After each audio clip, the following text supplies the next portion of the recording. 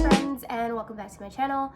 Thank you guys so much for 200 subs and for all the follows on Instagram, and congratulations to everyone that got into U of T and any other nursing program, and thank you guys all for your kind words. A bunch of you had sent me messages thanking me for these videos, and I'm really happy that they have helped you in the process. I have been receiving a lot of DMs and I haven't been able to stay on top of it, so I did do a Q&A on my Instagram, and I asked some of you to just ask me questions that I can go through.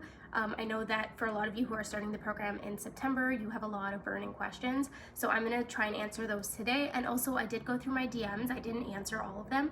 I'm going to try and answer some of those questions because they were like some really good questions in there, and I think a lot of people would benefit from hearing the answers. I have my phone here, so I'm just going to go through them. One question was, what was your hardest adjustment when starting this program? I think the hardest adjustment was that it's kind of like a full-time job. So the difference was, in my undergrad, I had more free time, and it felt like I was in school on top of the rest of my life, versus when I started this program, I realized it takes a lot of time, and sometimes you're sitting at your desk doing schoolwork from like 9 to 5 or even longer. So it takes a lot of time, basically. And if you're doing another full-time job on top, or even a part-time job, it's not to say you can't do it, but you're going to have a hard time excelling at both. That means that you might like lose some sleep, or you might not do as well on the tests or the assignments because you're not able to put in as much time. My hardest adjustment is definitely finding a good schedule and balancing the amount of work there is and the amount of time that I had. It's doable, it's just, it takes time to adjust to that. How do you manage? So that's a very broad question. Sometimes I don't manage.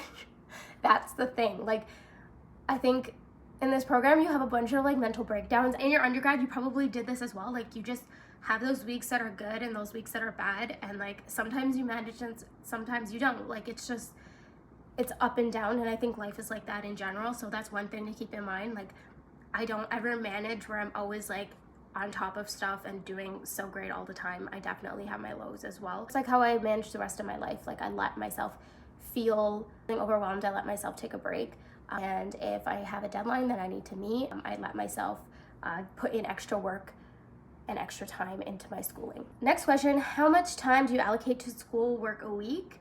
There's no set amount of time. Like I said, some weeks are heavier than others, but I will say that from Monday through Friday, I'm doing something school related most of the time.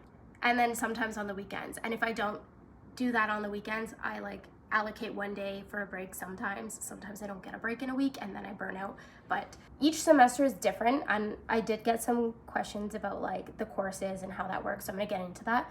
But I'm just gonna say that like on Monday, I will work when I get up from like, let's say 9 a.m. until like 5 p.m. or I'll like work a little bit more, but I do take breaks in between. And then maybe Tuesday I have clinical, and then Thursday I'm doing that again, and then I have classes in between and seminars in between, and then Friday maybe if you have a job, you can work your job. Like, let's say I'm doing extra and maybe I do that on Thursday, and then Friday I'm doing schoolwork again. And then on Saturday and Sunday, if that week is heavy or I have a big assignment coming up, I will just take my Saturday to work as well, and then even maybe sometimes my Sunday. Basically what I'm trying to say is there's no set amount of time that I allocate to schoolwork, but it is a lot of time. Like I said, it's a full-time job basically, and that's me. Like, that's how I do it. I know a lot of students might not put in as much work and time as I do, but I like to do well. So I definitely do put in a lot of time, and I feel like you need to, because it's such a condensed program that if you actually want to learn the stuff properly and do well in the NCLEX and be able to feel like you're learning, you need to put in that amount of time. So think of it as a full-time job. I don't have like an exact amount of hours you need to put in, but it's a lot of hours. Any extracurriculars that I know of or that I can recommend, or if there's even time? Okay, so I got this question from a lot of different students because the pandemic going on right now, and it's really tough to find extracurriculars or volunteer experiences. So for me, I did a lot of hospital volunteering. For you guys, I understand that you might not be able to actually do that for your application because of COVID. Now things are kind of opening up more, but what I would say is look for opportunities that you can do that are safe. So if that means taking care of a sick family member, for example, you can put that as like some of your experience and explain how that would help you become a better nursing student. And I think you guys can kind of understand how that would work in that way, and also understand that the faculty knows exactly what's going on. Explain why you'd make a good candidate with what you have so far. There are some opportunities you're gonna have to work a little harder for that, but they are understanding and they know that you probably couldn't volunteer in like a setting in a hospital earlier this year. So don't be too hard on yourself. The extracurriculars, as of right now, that I could recommend, their hospitals are now kind of opening back up in the Toronto area, so they are taking volunteers. I know UHN is taking volunteers back, and other hospitals probably are as well. So there are some opportunities. Personally, I don't know like of that many because I haven't been looking into it, but definitely like just search everything that you can and try and get as involved as you can. What's the hardest first year course in U of T's nursing program? So, that's a very subjective question. I would say probably pathophysiology and pharmacology because it's a lot of memorization. I do like the course a lot, but it's definitely harder than the other courses. If you don't have a science background, it's going to be difficult. But if you like love science and you have a good science background, then it's not going to be that difficult, but it is going to be like very memorization heavy. So I would say that is like the hardest one. When did I get my acceptance? So I got this question a lot, especially with the acceptances going out. I don't know the exact date. I would have to look that up, and I didn't look that up, sorry. But I think it was like the second week of April. So I think it was the first batch of acceptances that I got my acceptance. But don't be discouraged by me saying that. Like I hate sharing that because then you start overthinking and you're like, okay, well, I didn't get an acceptance yet or whatever else. Just don't worry about when other people got their acceptance. Just know that they're handing them out. They started handing them out and they're going to continue handing them out, and you'll know when they're done because they will send you an email. Someone asked me about Trent when I got my acceptance for Trent, and I think it was earlier than April, maybe February. And I also got my acceptance for Queens in February. So I think U of T was the latest acceptance that I got. Did all the students get vaccinated before starting their clinical placements? So for us, vaccines were not even available in Canada when we started our clinical placements. They weren't even made. So no, but we were given early opportunity for vaccines. So I got mine in February, and other students I know didn't get theirs until like, some of them are not even vaccinated yet. And some of them are just getting vaccinated, so they only have their first shot. And I was lucky enough to like get both vaccines like early on, where they didn't like do the 3-month wait for the second. So I did get both in February. Most likely you guys will be vaccinated before you start the program if you want to get vaccinated. I'm not sure if there's like a rule for getting vaccinated. If you have to get vaccinated, there might be like you can't work in certain areas if you don't get vaccinated, but I wouldn't worry about that because I think Ontario is trying to like get everybody vaccinated by the end of summer anyway. We didn't get vaccinated before starting because like vaccines weren't even available at that time. They know that like it's hard to get vaccines right now, so don't worry about that. Things I wish I knew / did before starting nursing at U of T. This is interesting. I would say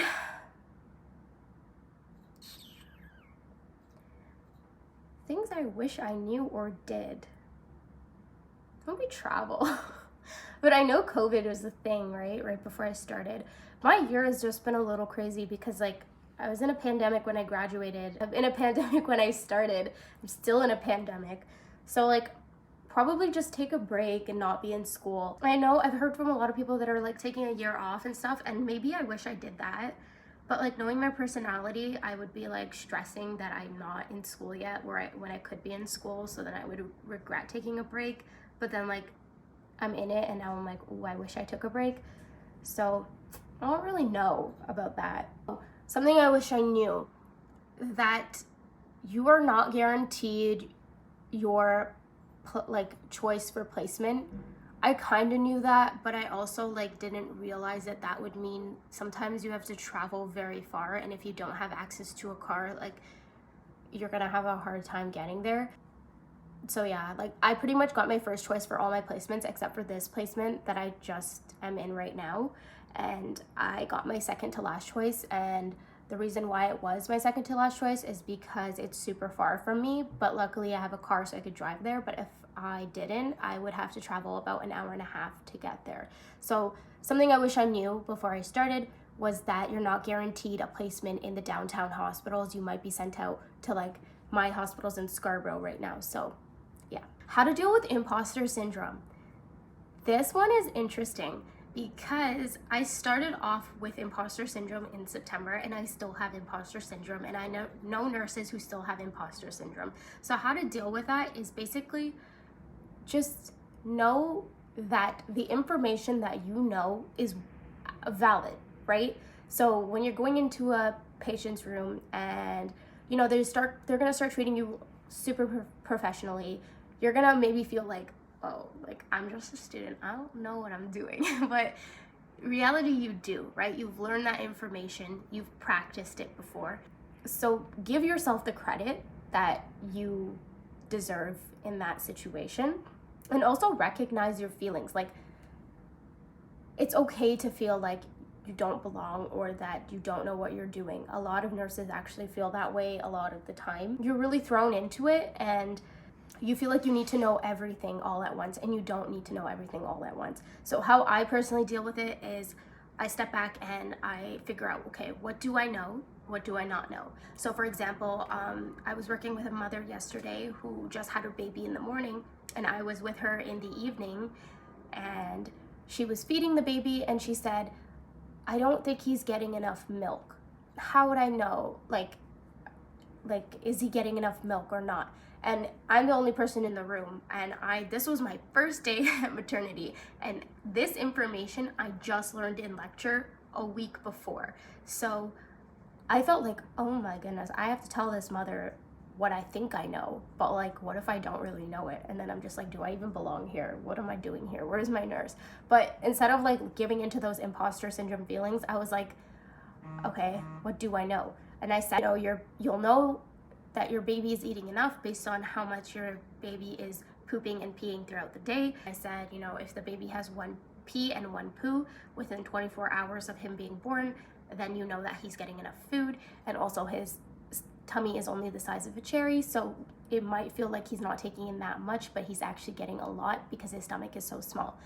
And then I stepped back and I was like, I know things. I felt like I was just like making things up, but I wasn't. Like, that's my imposter syndrome. And then later we were gonna give the baby a bath, and we saw one pee and one poop in his diaper, and I was like, there you go, he's getting enough to eat. And then she was all happy, and I was like, yay. I think definitely just giving yourself credit, like, things. It's just be confident in yourself in that way. What does U of T's nursing offer that other compressed nursing schools don't? One thing I can say they offer is placement guarantee, but based on what other people have said to me, other compressed programs did not get as much placement. They didn't, because of COVID, they didn't get some of the downtown hospitals because U of T takes priority over those hospitals.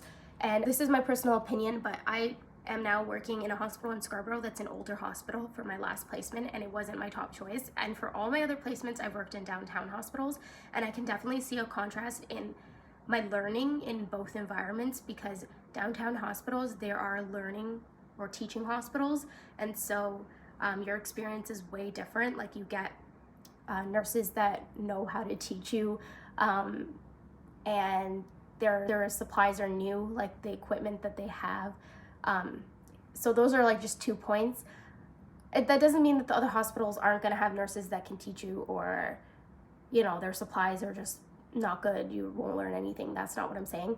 But it's definitely a great opportunity to go to teaching hospitals because they're geared towards helping students learn more than other hospitals. Another thing that U of T offers is connections. I think I've talked to you guys about this before, but like, the preceptors are generally really helpful, and they're there to help you, so they can help you get jobs by being good contacts. How did COVID impact our first year? COVID impacted our first year by lessening our clinical hours. We got less clinical hours.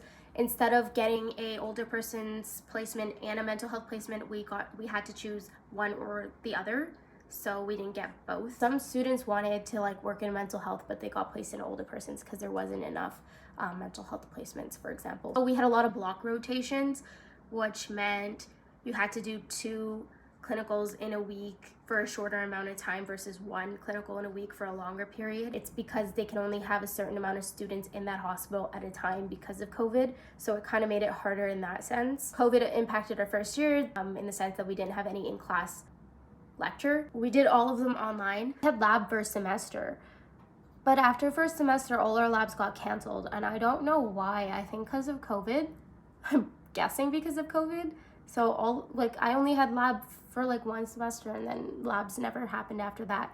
But I'm not mad about that, because honestly lab didn't really do much for me, because what they did was they started teaching us lab stuff in clinical, so it kind of was like easier in that sense, because we had less work to do, because we didn't have to prep for lab. We have seminars that we need to attend online, classes that we need to attend online that aren't recorded. So it really depends on your professor and the class. We also have these IPE sessions where you work interdisciplinary with other professionals, so like dentists and doctors, etc. So we have to do those sessions online as well. And I got some questions asking like whether or not you should move to the Toronto area. Is it worth it? For me, I moved to the Toronto area before my first year, and I did this in COVID, and most of my stuff was online. But with that said, really happy that I moved to the area, because all my clinicals are on this end. So if I was in Durham before, so if I was traveling from Durham to here, it would be a lot harder. Then again, there's some placements in Scarborough, I think a couple, like 1 in Mississauga. So it could be all over the GTA, but mainly mine were downtown, and then I have 1 in Scarborough right now. I had to go to campus for lab, so that made it harder. And also there was a lot of like admin stuff I had to do for clinical, where I would have to go in and grab something like my badge or visit security or something like that. And if you live in Durham, it's a big trek to come all the way out here just to do that one thing that you have to do on that one day. So I recommend moving to Toronto still. For us, they have said that we're going to do some classes in September in person. So I'm guessing for those of you starting in 2021 September, you are going to have to do some in-person stuff anyway. I don't know though. I don't know if they're going to continue on with that, or, you know, there could be like a terrible wave of COVID and they could just cancel everything. So I can't for sure tell you, but I know as of right now, they had told us that they are planning on doing more in-class stuff in September. And clinicals are still going to happen, and they're going to be closer to this end. There's no clinicals in Durham or like outside of the GTA, so it is doable. I know some people that are traveling from Durham, or like, I don't really know the other areas, but outside of the GTA there's a lot of people still traveling in, but those people have cars and they're driving and they're paying for parking a lot of the time, and parking is really expensive. So it's like a trade-off. It's really a personal choice. What is it like working as a nurse during a pandemic? I don't know any better. And I think that's what a lot of my classmates are talking about. We're like, we've only known working in a pandemic. So like, I don't know what it's like compared to not working in a pandemic. For us, it's like, we've always worn masks in the hospital. We've always worn PPE when we're going into a droplet contact precaution. We're always wearing the shields in the nursing station. So and we have a lot of COVID cases. We have outbreaks, and that's all we've ever known.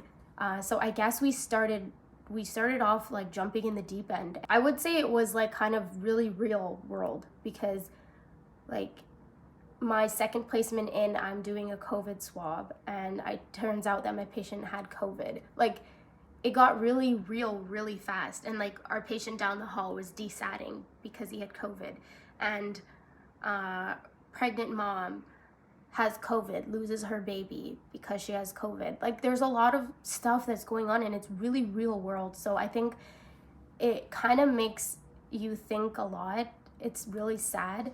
And how like I'm dealing with that is that I don't know, I'm like a realist. I'm like, this is just reality right now. Like, this is all we've ever seen, and I don't know any better. And everyone always says it's usually not like this. It's every placement we go to. But I think those nurses are also getting used to it. We've been in a pandemic for like a very long time now. So yeah, I don't, asking me what it's like working as a nurse during a pandemic is, we're not given a ton of responsibility, but we are seeing a lot.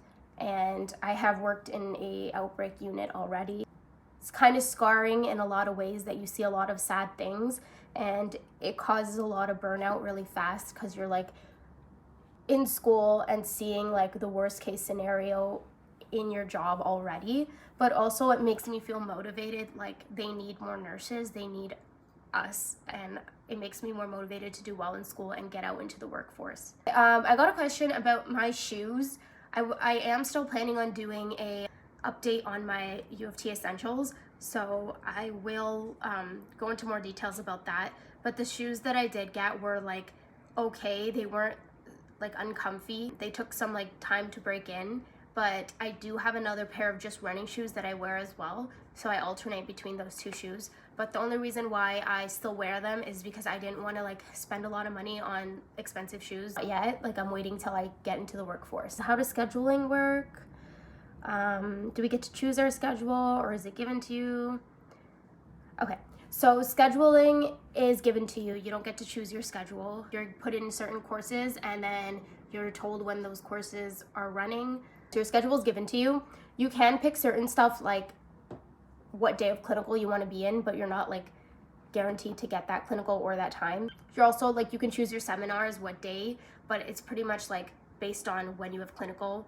So if you're in clinical and you're in a class, then you can't go to seminar that day, so you kind of pick and choose that. So when you get to second year, you're going to be put in like 3 cohorts. I think I talked about this before. You're gonna be in different courses at a different time, and then you rotate through the 3 courses, but you don't get to choose which one you do first. They put you in one, and then you rotate with that group.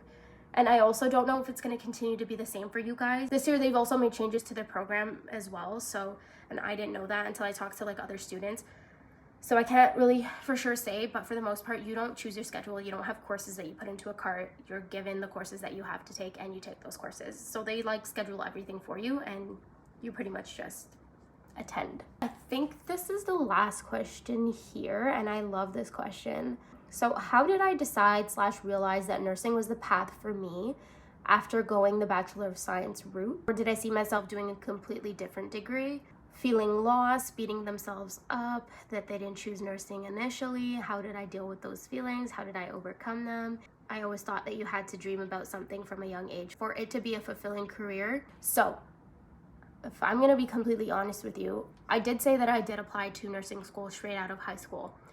I knew that I wanted to do nursing in high school, and I applied to a 4-year program, and I got in, and I declined it, and then I did my 4 years, and then I applied to accelerated nursing.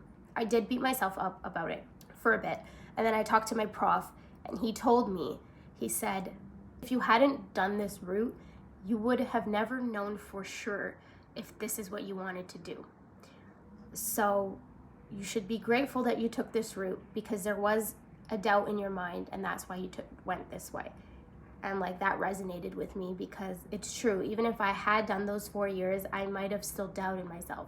Now, going back and looking at it, a lot of the doubt came from other people telling me what I should do. I had a lot of family members tell me that I shouldn't become a nurse, that they don't get paid enough, that they're overworked, that they do all the dirty work, that they're frowned upon, blah, blah, blah. And I was really young at the time, so I just kind of listened to everybody else. And then that made me doubt what I wanted to do. It's okay to have doubts about what you want to do. You don't need to know that this is what you want for the rest of your life. Like, it's normal to overthink a lot of the times, or not know if it's the right path for you, and also to change your path. Like, it doesn't mean that since you didn't know you wanted it from the beginning that it's not the right thing for you. A lot of the times in our society, we're told like, if you dream about something and want something, you're gonna dream about it your whole life and you're gonna go get it, and that's not true. Sometimes when you're in the middle of something else, that's when you find what you really love to do, and you might love it for like a few years and then hate it after that, and that's okay too. Like, you don't need to stick with it just because everybody else tells you if you have a dream job, you're supposed to love it right off the bat and then love it for the rest of your life. It's okay to even change careers. A lot of the times people tell me that I look very passionate about nursing and blah, blah, blah, blah, blah. But that doesn't mean that I don't have doubts about the field that I'm in sometimes. I think everybody has doubts about it. And I've talked to my peers as well, and they have said, like, when I first started, I thought, no, this is not for me, I hate it. And then like the next clinical, they're like, ooh, never mind, maybe I like it. Like, it's okay to like go up and down and feel like this is for you, this is not for you. But at this point, what I'm doing is I'm gonna try it out. And when I get into the actual workforce, I'll see. If I like that area of nursing, then great, I'll continue to do it until I get bored of it. And then I'll go do another unit. Like, it doesn't matter if you don't stay within the same area. And the great thing about nursing is it's so vast and broad that even if I start to hate something, I can move on and do something else. I don't have to be in the hospital. I don't have to do direct patient care. I can work in public health. I can work in an office. Like, there are so many different ways to go about it. And if at the end of the day, if I end up hating nursing, I can always change careers. I don't need to be a nurse. So although I may come off really passionate about nursing, I also really want to reiterate that you don't have to be like super passionate all the time. It's okay to have doubts. And even I have doubts where I'm just like, I don't know if I want this. Like, this is a lot of hard work, and I don't always feel like this is 100% what I want to do. So definitely understand that, like, you don't need to love every single aspect of nursing to go into nursing. I think that's the end of my questions. I'm sorry if I missed a couple. This video is getting super long anyway, so I might do another like Q&A on my Instagram. I'm gonna try and stay on top of my whole life. I have a lot going on right now. And I'm almost done, so I'm just trying to like finish off. 7 weeks left. Right now my schedule is Monday schoolwork, Tuesday extern, Wednesday schoolwork, Thursday clinical, Friday schoolwork, Saturday sometimes schoolwork, and then hopefully one break in there. So it's like pretty hectic right now, but I'm just like at the finish line, so I'm just trying really hard to just finish strong. I think that's it for this video. Thank you guys for watching. Please subscribe to my channel, follow my Instagram, and yeah.